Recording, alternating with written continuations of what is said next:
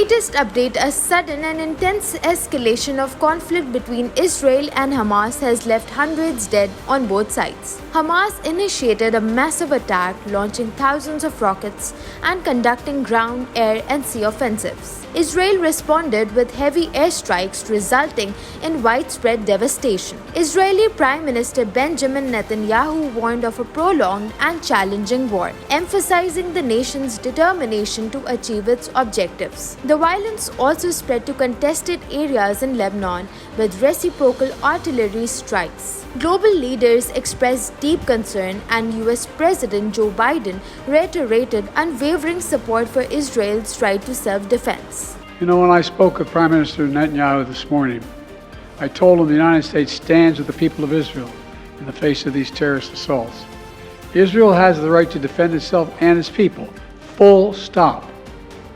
There's never justification for terrorist attacks.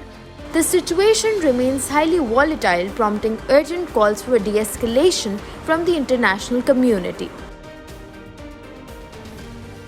In a recent advisory, the National Institute of Health has stated that the risk of Nipah virus in Pakistan is low, but has urged authorities to remain vigilant. NIV transmitted from animals like bats and pigs has no specific treatment or vaccine. Recent cases in India prompted concerns. While Pakistan hasn't reported any cases, factors like bat presence and proximity to affected regions raise concerns. Precautionary measures include raising awareness, active case finding, and strict infection control. Health professionals must recognize symptoms, obtain travel history, and share suspected case samples. Vigilance is vital, with NIH closely monitoring the situation.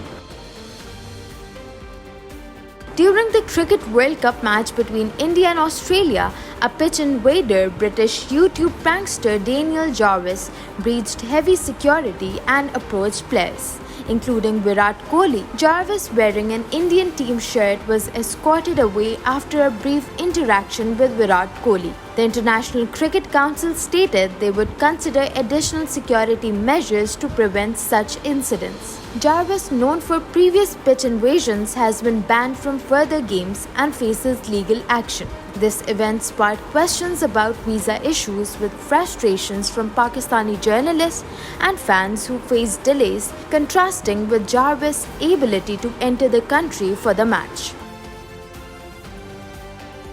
In a devastating flood in India's northeast, at least 77 people have lost their lives, with thousands more stranded due to damaged roads and bridges. The disaster struck Sikkim state after a glacial lake burst, causing violent torrents. More than 100 people remain missing, making rescues challenging amid destroyed infrastructure. Scientists warn that such incidents will escalate in the Himalayas due to climate change-induced glacier melt.